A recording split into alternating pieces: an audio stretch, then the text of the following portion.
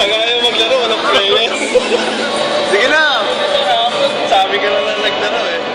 Oo nga, enjoy ka pa. Eh, yun, lalaro pala, pambira, hindi pa tinira yung kapo. Tama. Ngayon pa, kung kailan mahirap ang kalaban.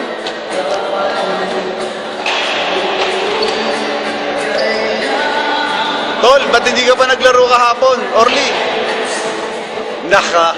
Yeah. Ngayon po, ang panonoodin natin ay basketball. Wala pong iba kundi basketball. Kung nakikita niyo sila parang football, basketball po ito, basketball.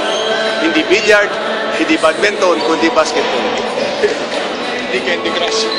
Hindi rin Candy Crush. Kung mayroon silang mang crush dito, wala dito, nasa ospital. Nice bird! Yes! Yun, no? Kita niyo yung mga ikot nila. Yan ang mga gagawa na 100%. Yan. Yan, si Orly. Partida, mayroon pang tama yan. Mamaya sa utak na naman. Tol, peace. Yan, yan si Bogie. Yan. Nakita nyo, pagkakaisa nila. Yan, oo. Nagpapatawi sila. Pero pag naglalaro na, kanya-kanya. Lalaw yan, hindi na magkakilala yan. Nadali mo ba yun? Yan. Yan. Magagaling sila sa free throw line. Nakita nyo yan, ha? Yan, ha? Nakikita nyo, ha? Sablay, mga kaibigan. Napakahusay nila sa free throw line. Yo. Yan ang pambato ng college. Yan.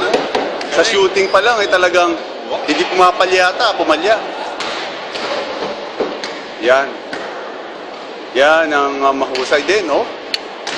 Tol, galingan mo, ha? Isa pa. Pakita mo.